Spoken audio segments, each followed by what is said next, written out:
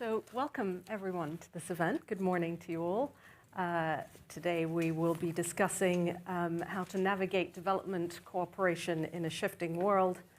I am Michaela Gavas. I'm the Managing Director of CGD Europe and also a Senior Policy Fellow. And I'm absolutely delighted to welcome our distinguished panelists today. On my left, we have Bård Vegar Solhjell. He is the Director General of NORAD, the Norwegian Agency for Development Cooperation. Amanda Glassman, Executive Advisor to the President of the Inter-American Development Bank. Anton Leis Garcia, Director of ICID. This is the Spanish Agency for International Development.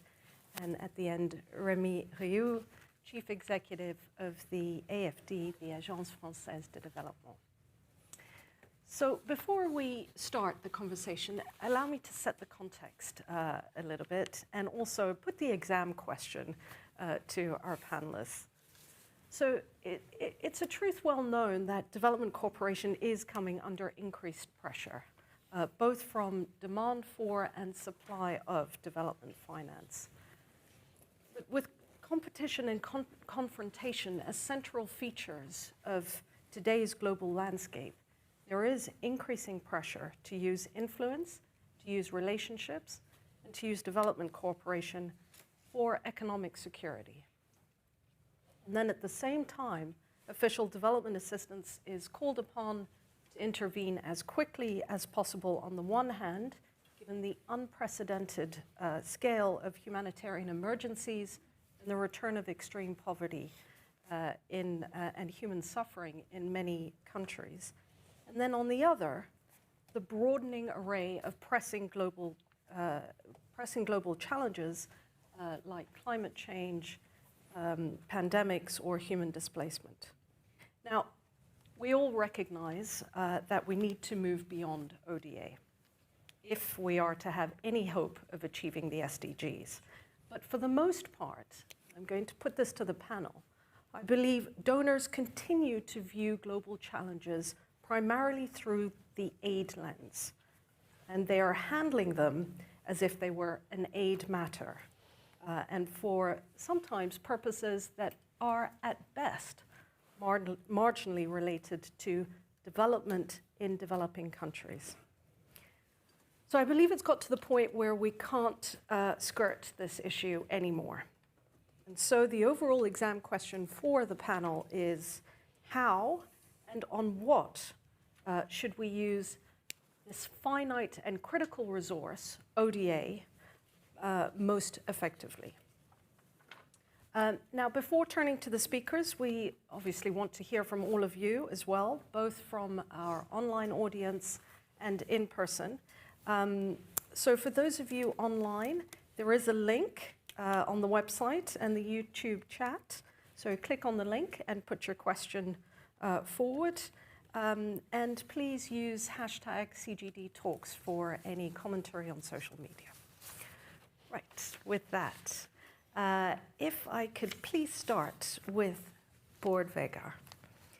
Now, the role and purpose of ODA is a very live debate in Norway, including with the Norwegian Experts Group on Development Finance, which actually called for a much clearer distinction between solidarity contributions, as in investments in poverty reduction and immediate crisis relief and stabilization, and then separately, investments in global public goods. So given the growing importance of cross-border issues and the urgency of these issues, like climate change, how do you think the way we do development needs to change, and what role should ODA play? It's a small question to start with.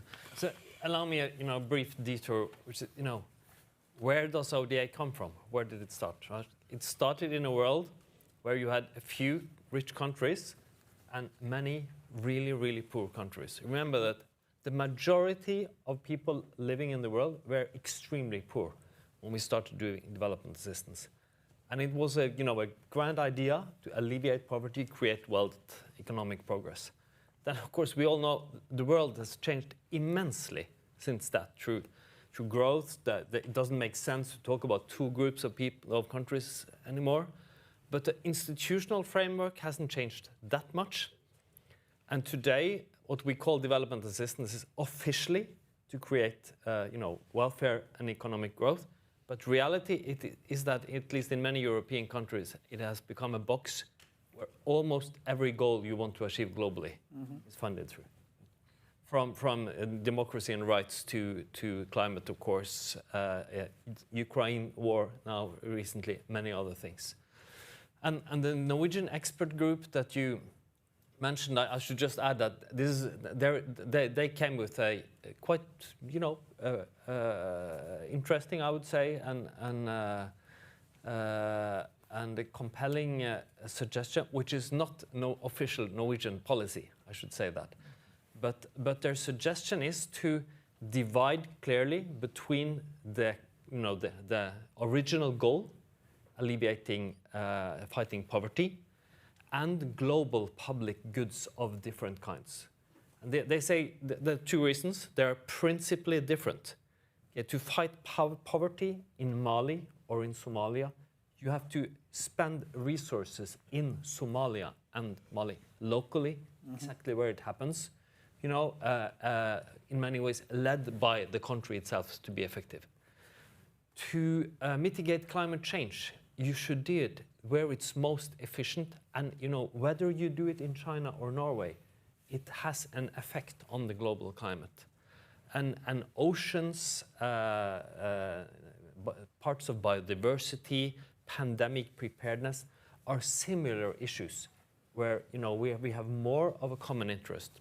So they suggested dividing between them, making sure that what we do through ODA to fight poverty is much more efficient and with the aim of actually spending the money where it is most needed, while global public goods should be another kind of international spending. I think it's an interesting proposal and worth debating, and one of several ideas why this panel is so important. We have to discuss how to raise more and how to spend these resources in better ways to fight our common global challenges. Great, thank you. Remy, if I could turn to you. You've spoken about the need for a new narrative and framework to protect the most vulnerable and guide finance towards sustainability. And in fact, you talk about a narrative built on a dual role of combating poverty and inequality and preserving global public goods.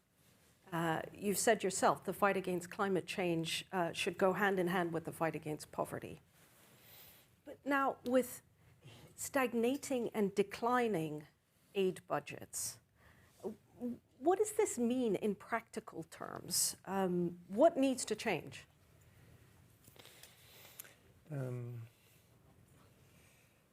So we're navigating in high sea, high tide, uncharted territories. So everybody's a bit afraid. And at the same time, I think we have to remind, there's an excellent book by an historian called Sandrine Cotte, that, ODA, the ODA framework was not born in a dream period. I mean, it's the fruit of the Cold War, basically. So it was at the highest times of geopolitical tensions that part of the international community built ODA, somehow opposing international cooperation to international fragmentation. And, well, we can discuss that with historians, but somehow, true, it worked. I mean, so many people came out of poverty. There were many wars by proxies, but there was not a third world war. The point is, are we now back in a situation that looks comparable to Bretton Woods or to the 1960s when the DAC was created? And will the increase in international geopolitical tensions translate in an increase in international cooperation. Somehow this is what we see happening since 2015. I mean, look at, there were 100,000 people in Dubai for COP28, and we all agreed on a declaration that is not that bad. So that was possible. And actually we need places where we have this discussion. Of course, there's a lot of trouble in the objectives of what we are doing, trouble in the operations. We are pressed to mobilize private finance. I mean, that was never in the ODA framework, never, ever. So we're all trying to find ways and incentives to do that, and there's trouble in the language as well. We don't know exactly how to explain what we're doing, which is a problem. And because of course, in this situation, there's also protectionism, populism happening everywhere. So there's an opportunity, I would say, to rephrase it, to reset it. But there's also a high risk. And I think the ODA framework is very precious. Of course, I pay my respect again. But I mean, last week, the figures that, and somehow we reached historic level with 225 billion. So you can say it works. ODA is increasing, climate finance is increasing, can be incremental. I mean, we just have to tweak a few things, and then the new phase will happen. I'm not sure about that, and I think, well, I was furious last week when I saw that French ODA has lowered by 11%. I mean, this is not what we're living in. I mean, AFD increased its activities by 11% last year in 2023. So somehow it's the same amount as French ODA. So what does it mean? I mean, we are mobilizing 2.5 billion of private capital in 2022 on top of our operation. So it's not enough. But is it captured somewhere? Is it measured somewhere? And so when we know ODA, well, the percentage of GDP, it's about disbursement. So these are the projects we have committed 5 years ago, basically. So it doesn't help, or at least I would say it's only now part of, we exceeded, we are already way beyond ODA, and we need at least, I think, two referential to better measure and incentivize the way our institutions are going. And these two referential, I think, would, and I stop there, could come, and we had a discussion with Masoud recently about it, in redefining our objectives. So for now, we have development on one side and climate on the other, with a lot of overlap. And I think we should redefine it in two public policies. One, which would be the specific effort we are making for the most vulnerable, meaning the poorest plus those affected by extreme consequences of climate change. So it's humanitarian adaptation, and it's mostly concessional finance as a sort of guarantee for these territories and population, so that we are allowed to allocate part of the precious concessional resources for a second public policy, which is, well, reducing CO2 emissions everywhere it is possible, meaning the global public goods, where we need also concessional resources. But it's still a bit unclear. And our institution, as public development banks, agencies, we could be politically guided by these two incentives that would in the end be measured into two referential. And I think it's only a proposal, but that would better capture what we already are, I think. Thank you, Remy. I want to come back to that in a bit. But first, let's just talk a little bit about mobilization. Amanda, let me come to you. So nearly a decade has passed since the Addis agenda for action, since it set ambitious goals for the mobilization of private finance. And there continues to be this expectation that ODA would be the catalyst for mobilizing large amounts of private money, especially for climate and development. Yet the results to date are pretty underwhelming. We're around $20 billion a year, with a financing gap estimated at around $4 trillion a year. And then on the public side, demand and need from developing countries for official support, either in the form of grants or concessional finance, has never been greater. So what do you think needs to change, both in terms of public and private mobilization? And it would be really interesting to hear from you about the new IDB Invest strategy, especially this approach from moving from a buy and hold one to originate to share. What does that mean for private sector mobilization? Okay, just the easy questions again. Well, just to return to the question of whether there's a real tension between these longer-term development priorities, global public goods, and the short-term geopolitical challenges. I think, from the country perspective, all is one, right? Because development means the ability to weather shocks and to be resilient. So we shouldn't think of these things necessarily in conflict, or that these conflicts are an interruption to status quo, but rather it's another set of shocks that countries and private firms have to face, and that our ODA or international system should be helping deal with. And we could make a long list of what those kinds of external shocks look like, whether they affect price volatility or reduce market access or supply chain disruptions, et cetera. So that said, I think returning to your question about what is changing in the area of mobilization for the system as a whole, I think the fact that we have these new pressures on ODA budgets has really unleashed a new age of innovation and creativity. So necessity is the mother of invention here. And we see more lending capacity building at the multilateral development banks. I don't think there's been a lot of attention on sort of the details of the capital adequacy framework recommendations that were emerging from the G20. But the big picture is this effort has been a huge success. Every single one of the multilateral development banks have looked at their balance sheet and made changes that have unlocked more lending capacity, both in the public sector and in the private sector. They're taking more risk. They're doing these exposure exchange agreements amongst themselves. They're thinking about themselves more as a system and cooperating with public development banks. And of course, the work that AFD has done to support that network of public development banks is super interesting in that sense. So there's the sense that we have to make the most of what we have. And I think that the system is responding.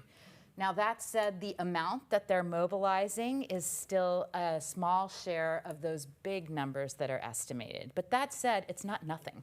So MDB heads last year at Marrakesh at the World Bank IMF meetings estimated that they could generate 300 to 400 billion additional lending capacity over the next 10 years on both sides of the house.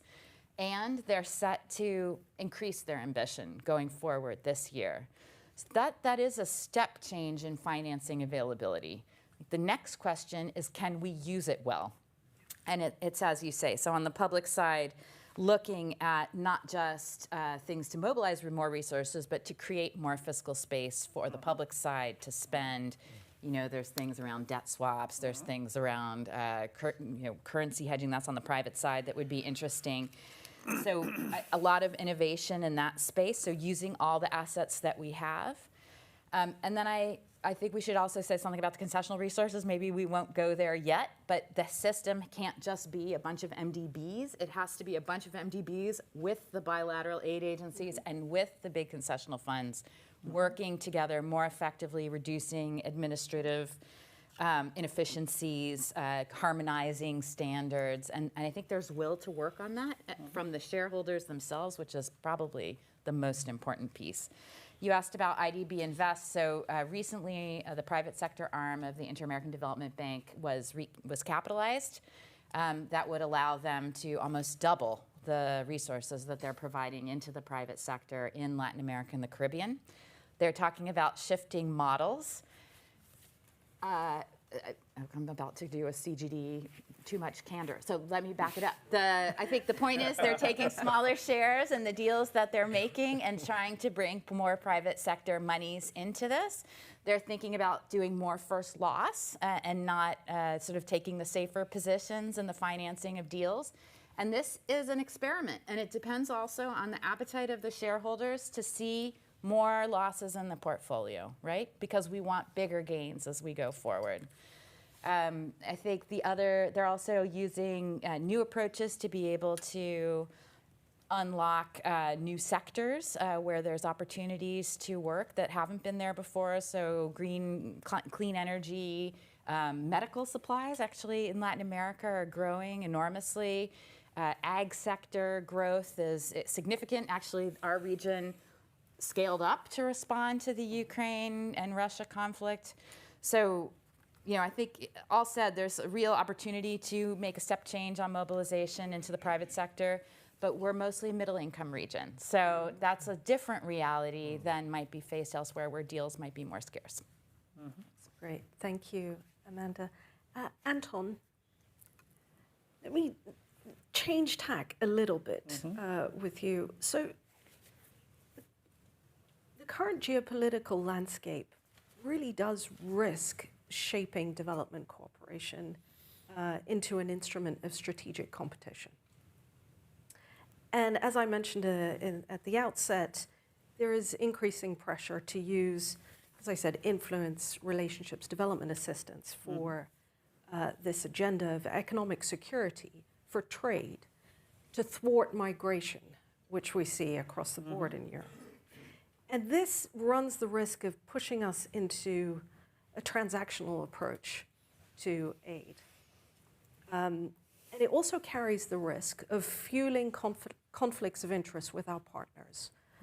Conflicts of interest on migration, on extraction of critical raw materials, on energy transitions, and so on. Now, last month, the EU sealed a 200 million euro agreement with Mauritania. This was a deal that was pushed by Spanish President Pedro Sanchez. And that included an agreement for funds to reduce irregular migration towards the European continent, despite serious concerns over human rights violations and so on. Now, do you see this as a risk from where you sit? And how are you working with your partners to try and shape a vision of development cooperation that caters to both their aspirations while also remaining true to your own interests? Okay, this is a competition of hard questions. Probably mine is This one is not bad. That's quite average. Let me give it a shot. Listen, and I think Bert Beger was mentioning the origins of ODA. That was a much simpler world. We were focusing on poverty, and we would look at the average GDP in a country. The world is much more complex now. It is logical that we expand our views because poverty does no longer depend just on a single metric, which is the average level of income in a country. That doesn't tell you inequalities, doesn't tell you climate vulnerability, which we see that leads to poverty, leads to displacement, leads to migration. So we live in a web of crises, climate. We are also a humanitarian agency. We are in Gaza, we are in Ukraine, we are in Latin America. There are humanitarian crises in Latin America people don't talk about. But the issue is that there is a crisis that is probably the biggest of all, which is the crisis of trust that we are seeing in the multilateral system. Those of us working in New York, working here in Washington, there is a question of trust as well. And we have a great opportunity, which is transforming this logic that is vertical, that is intergovernmental, that is north to south, into something that is a bit more honest, and that is less based on aid and more on partnerships. If you ask countries in the global south, and I think those of us working in agencies, we talk to them, they are our clients, our partners, our friends on a daily basis, they do not want ODA. They want partnerships. They do want financial flows, but not just financial flows. And I think that's where our role, we execute ODA, we use these funds, we focus on poverty. We focus on things beyond poverty, we focus on inequality, climate, and we can talk about the expanding list. But I think more and more we need to start using our resources to tackle all of these issues that are part of the relationship between our countries and countries in the global south. And that essentially means being a bit more humble, like the role of ODA. ODA is very small. Even if we all reach 0.7, and Spain has made a very ambitious commitment to get to 0.7, over the last 2 years we doubled the budget of our agency, yet if all donor countries in the world reach 0.7, it would still be 10% of the SDG annual funding gap, about 400 billion versus 4 trillion. So there is a lot more that we need to do. There's a lot we need to do when it comes to trade, domestic resource mobilization, private capital, and it's not just about squeezing ODA to see how much we can leverage. It's also about creating the conditions, regulatory conditions, for instance, for private investors to go into Africa. But so that means we need to start talking to countries and listening to countries quite a bit. Amanda works for the IDB. We work on Mauritania. We work on a number of LDCs, but we learn development cooperation in middle-income countries. That makes us quite unique as a partner. And one thing we learn is that we need to listen to our partners. And when we talk about migration, yes, the EU has migration interest, but let's have another conversation with our partner countries about this. They also put things on the table. Our role as development agencies is certainly not curbing migration. We have ministries or managed migration flows, but we can play a role in helping these countries manage migration flows. You mentioned Mauritania. Mauritania is receiving an influx of refugees now coming all the way from the Sahel. So this is not about the Spain or the EU. It's about helping our Mauritanian friends actually handling probably one of the single most important issues and challenges they are confronting at the moment. We mentioned Mauritania, that's close to Spain. We are working on migration issues also in Latin America. If you ask Latin American countries, they would tell you that's one of their number 1, number 2, number 3 priorities at the moment, how to manage these flows that are becoming more and more complex. So I see that risk that you mentioned, that development cooperation becomes an instrument to other policy goals. We are an agency that is autonomous, but we belong to the Ministry of Foreign Affairs, European Union, and Cooperation of Spain. We are very happy with that.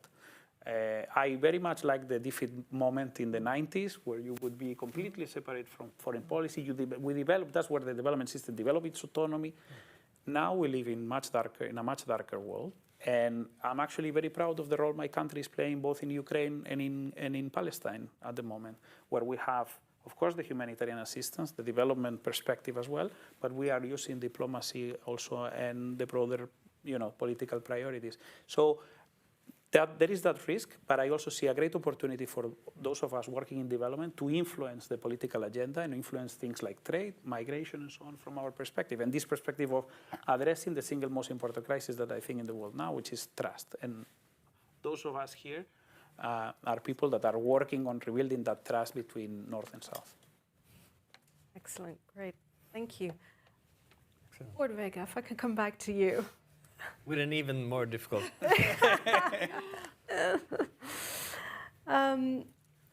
So Anton talked about the importance of listening to countries, the importance of influencing the agenda as well. So proactively trying to change other policy areas to be more in line with the objectives of development.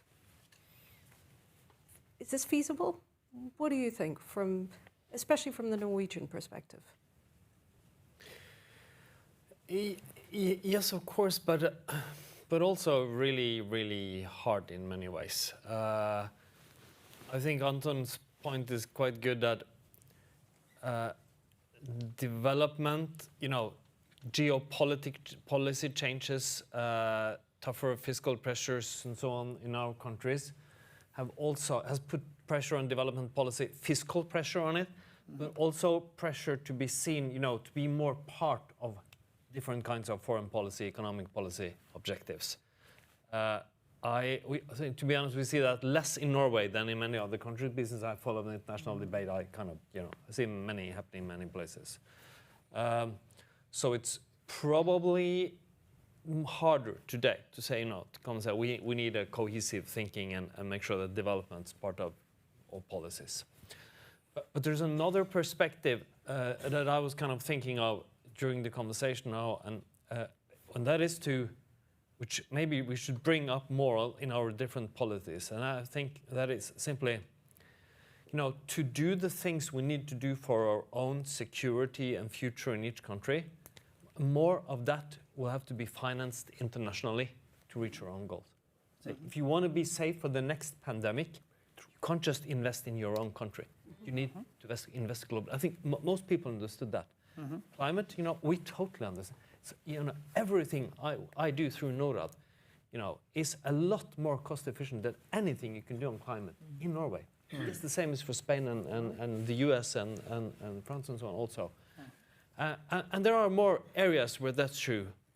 But still, in many countries, so ODA or the spending level, whether it's 1% as we have or 0.7 or whatever, is more of a kind of a ceiling where you have to pressure as much as possible into that.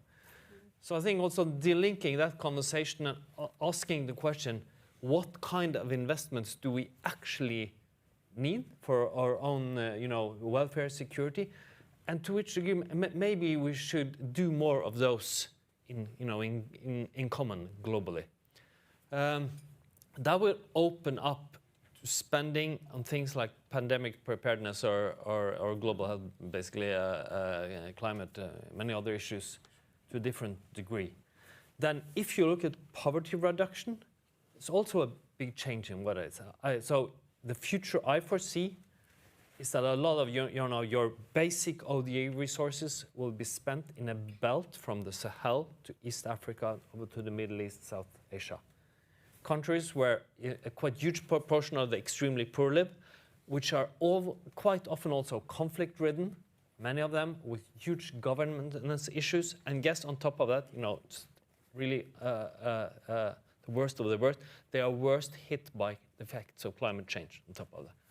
Those countries, they will be more risky, more difficult to work with in development, but of course it's where the resources are most needed, and also probably where it's most effective to spend them. And these are different challenges that need different answers, and we haven't really unlocked that difference, and that the huge need to finance these global goods in the public debates, I think. Okay, thank you. Remy, you spoke about better measurement and redefining sort of the goals, but how? Which forum do we do this in? How do we make this change happen? I'm French, so I like frameworks.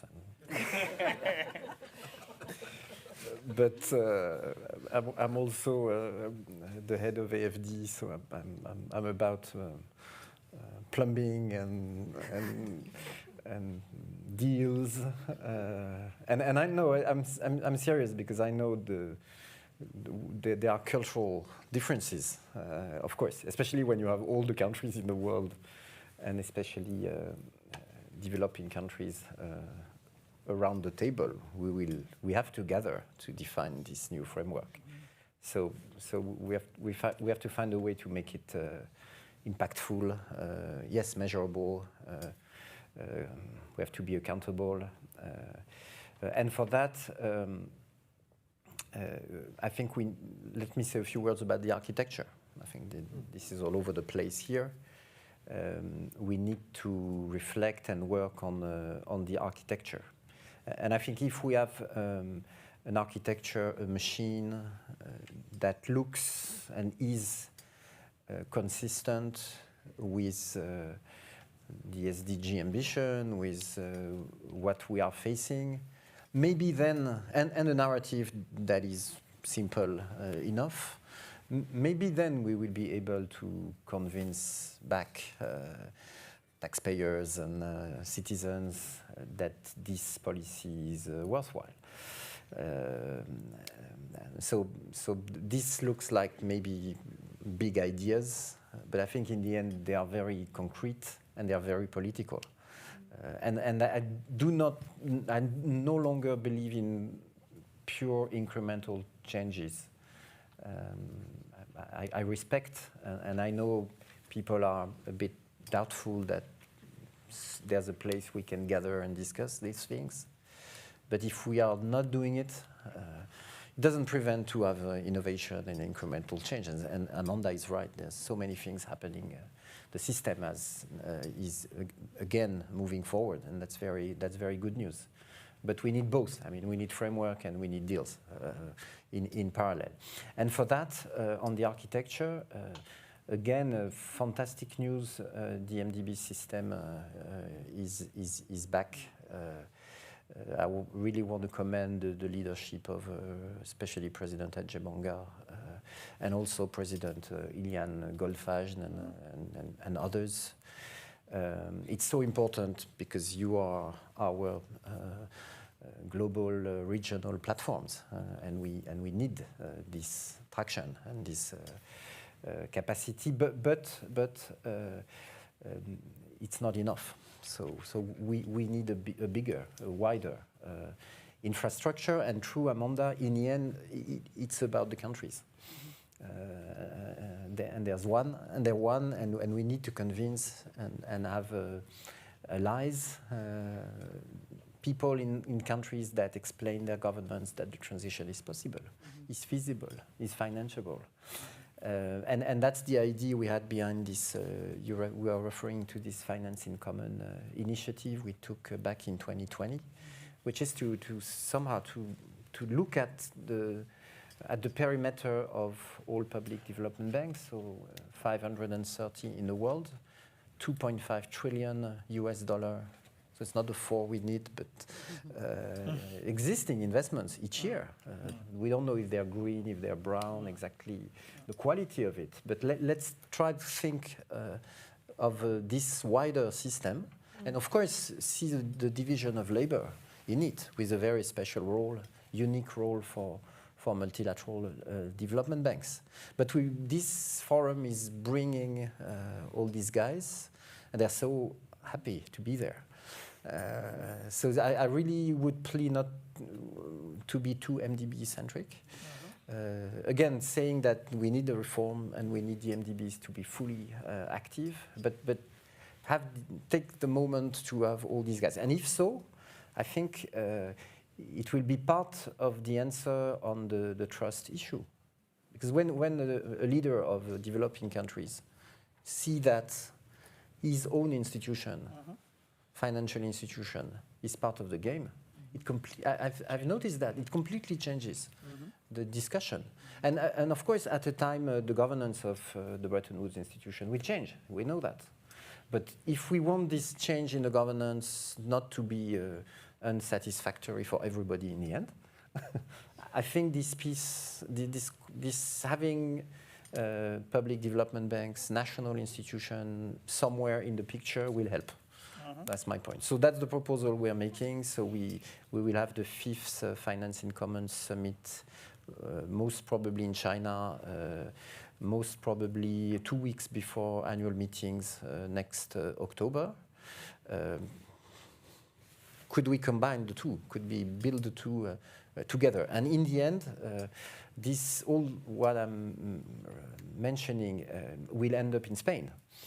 Because we have the financing. You're very welcome. We have the financing for development conference July 2025 in Spain, so it's UN. And in the end, we don't know, but in the end there will be a text, and this text will last for a decade, like the Addis Ababa stayed for a decade, and so it will capture where we are July 2025 on all this.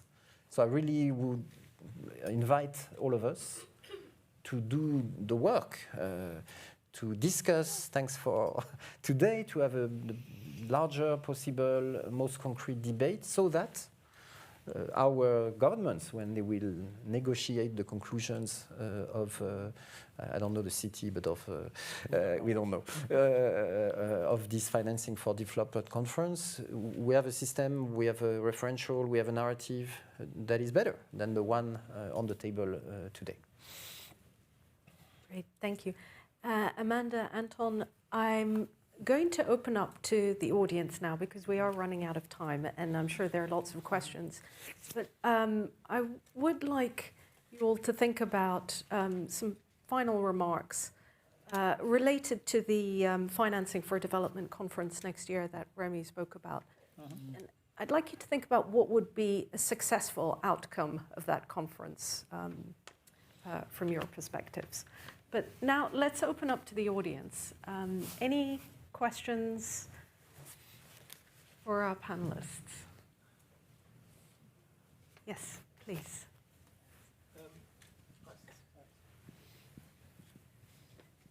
I'm enjoying myself listening to this, but I'm also, to be honest, quite upset, quite angry, really, because I migrated from the corporate world to the development institutional world back in 1979. And I am frankly appalled at the lack of information that is flowing through the system. I'm a bookkeeper, I'm an accountant, amongst other things. And I feel very strongly that if we could get a serious upgrade to the way in which we do the numbering, it would make a huge difference. And I don't think we've got any numbering that reaches the general population. It reaches a few experts, but we need it to reach everyone who can read, because they are the people that drive the politicians, and the politicians drive the money, and the money drives success. And I think the remarks you made a moment ago was absolutely to the point, that we've got to get an information dialogue that really matters. And it doesn't exist. It exists in the corporate world, big time, but it doesn't exist in any of the institutions that I've bumped into in the last 50 years. So I'm excited about possibilities, but they shouldn't end with the conference, with today. There's work to be done. We're in the Stone Age when it comes to numbering the issues and the performance. You know, it bothers me. I mean, we're still in single entry bookkeeping in the development world. Please introduce yourself, sir. I'm not sure I want to. I'm Peter Burgess. I currently live in New York, or in that region. I came up overnight to be here. But I'm Peter Burgess, and I'm sort of playing with, as an old man, I'm playing with a thing I call true value metrics, which is an attempt to get double entry accounting to apply to environment, to apply to social impact, and to be an essential part of really public money. Thank you very much. Yes, please. Yes, hello. So my name is Julia Ben. I am the head of secretariat of the International Forum on Total Official Support for Sustainable Development. You may have heard about TOSSD, and I cannot help raising my hand because, you know, Norway, the Inter-American Development Bank, Spain, and France are all champions of TOSSD. So I wanted to relate to this discussion. I have many years of experience from the ODA world and the challenges with the ODA measurement, and indeed, I personally feel that now is kind of the right time to do something different and also create a broader metric on financing for sustainable development. That's what we have been doing in TOSSD. It's kind of there, but it's not there at the same time, because what is now required is to really work together on the narrative and make it more approachable to the general public. I would say that today the kind of the technicians, and to some extent also the policy community in development finance, is now aware of the work that has been done in TOSSD, and indeed, you know, we have been kind of making progress in this area of, how do we then box the global public goods, etc. But what is still required is more work on how do we explain this to the general public. How do we get really close to the recipient countries, developing countries with this new narrative? So I had to mention TOSSD in this discussion, and just wanted to say that I can very much relate to what all the panelists were saying, and hope that we can work together to make it happen. And to me, the question of where this measurement could take place, so it could be a TOSD or version, an improved version of TOSD, if you like. Thank you. Thank you. Any other questions? At the back there.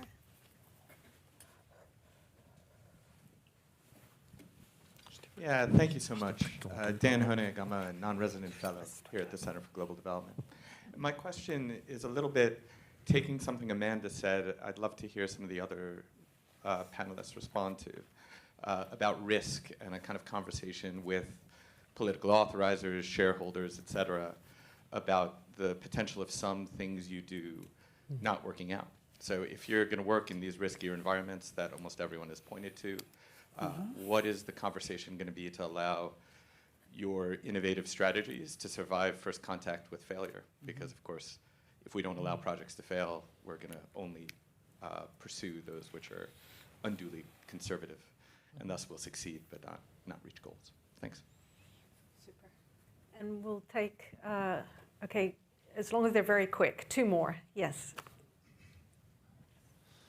Hello, I'm James. I'm from United for Global Mental Health, and I just wanted to talk about how we are creating finance or creating fiscal space within the ODA system for new and emerging issues. So obviously I'm a mental health advocate, and we're seeing good progress when it comes to policy,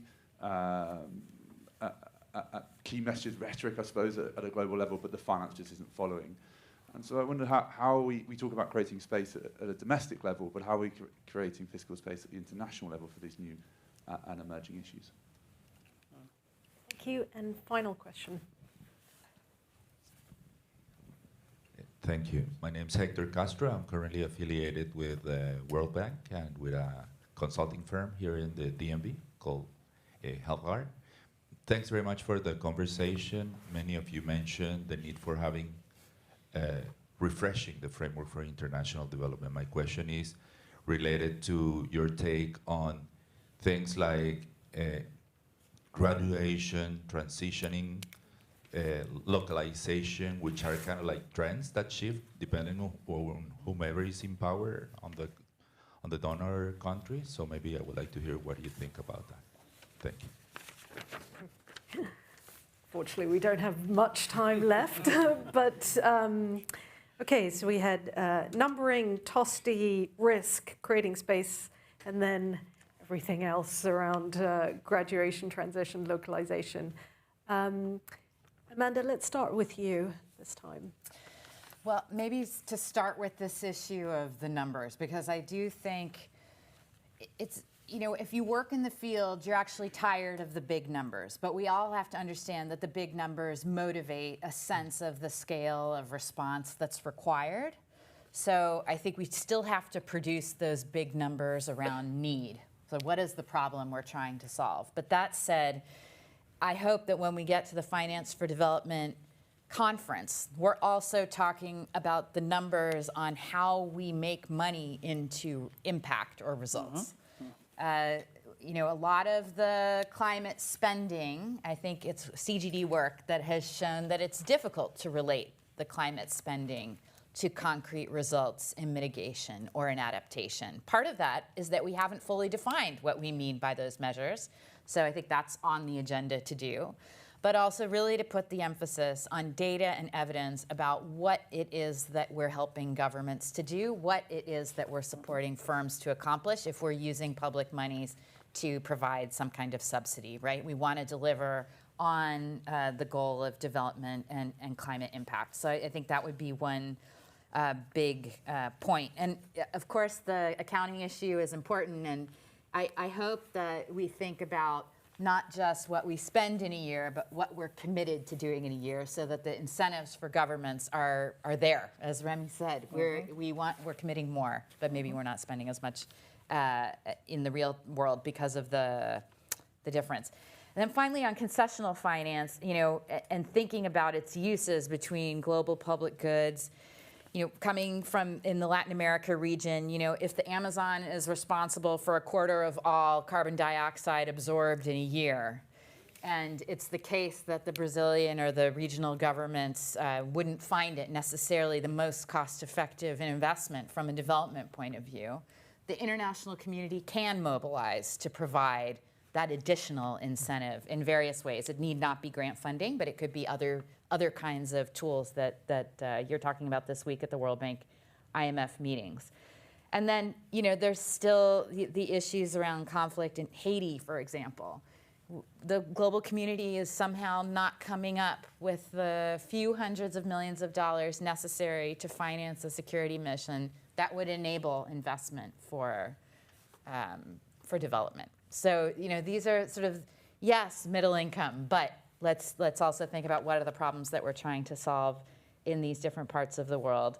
And then finally, on creating fiscal space, I do think, the more we're helping countries, get access to low-cost financing, the more space they'll have to spend, the more they do their own fiscal management and domestic resource mobilization. But in the end, when you think about a specific health area, it's about priority setting at the country level and making the case that they're big problems, big new problems, and they're not really that new, but we're naming them now.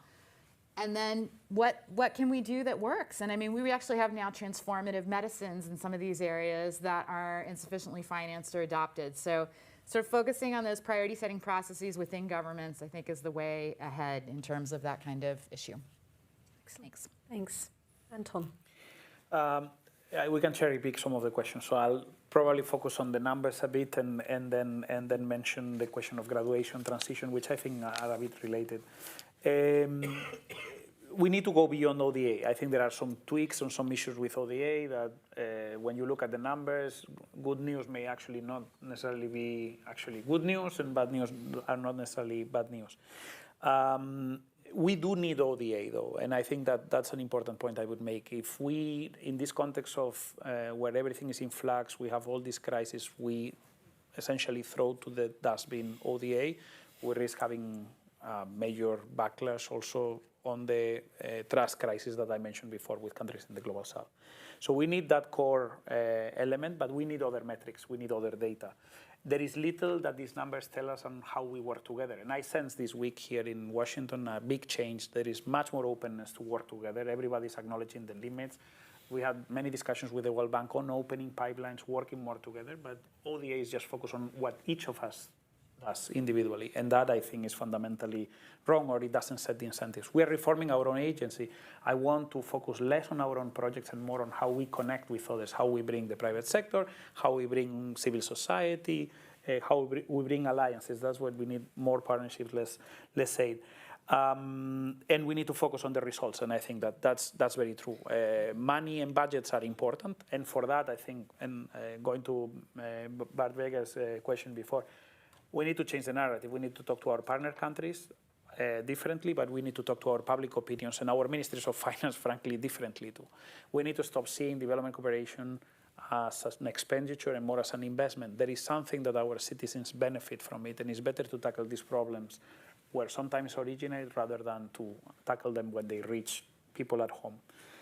And I differ a bit with the discussion earlier on ODA being focused on more on the poorest countries and so on. We need concession, whether we call it ODA, we call it something different. We need concessional finance for certain priorities, regardless of where they are. The majority of the poor in the world are not in the poorest countries in the world. They are in middle-income countries. And when we look about climate adaptation, or we look at seeds, for instance, it's difficult to conceive addressing those challenges without some degree of concessional finance. Whether that's called ODA or not, we can discuss what's the best way. But I think it is very important. We should have a system, a financing for development system that focuses not just on LDCs, but on financing sustainable development as a whole. And there are systemic countries that are middle-income countries where we need to work. And to address your question, what is a successful financing for development? I think one in which we focus on ODA. ADIS is very much focused on ODA, and there is a big responsibility. We are not doing enough. We are growing, and that's what we have this commitment to grow and strengthen ourselves. But we need to look at debt, we look at domestic resource mobilization, and even with ODA, there is things that we can do on those. We can develop local capital markets, we can help countries with taxation. That's a top priority for us now in Latin America. These are middle-income countries. Some of them need to collect better taxes, and there is a lot that we can do with our ODA and our technical assistance to help them do so. Great, thank you. Remy? A reaction to the question raised by Mr. Burgess and Julia, and I see Bertrand Badrin in the room also. You worked a lot on it, about and myself, I'm a public auditor by training, and I was working at the Treasury producing ODA figures for a few years, and I was the negotiator at COP21 asking OECD the first report on what climate finance is about. So I understand your point. We have ODA, of course. So, I mean, we value ODA, but we know that ODA is also a bit, debatable, I would say, and has never been audited independently. Then we have climate finance, which is a bit still a bit unclear, but interesting because in climate finance we added private sector mobilization, so it's public and private. And then we have TOSD, which is all public flows, more. It's not only climate, it's more SDG, and it's interesting in TOSD is that it's on the recipient demand side, when ODA has always been on the supply side. So we have these three things on the table that are probably not credible enough and not shared by enough countries, I would say. So I know in Baku we have to discuss the 100 billion of Copenhagen. Will it become 120, 200? I don't know. I know in Spain next year the question of volumes will be on top of it.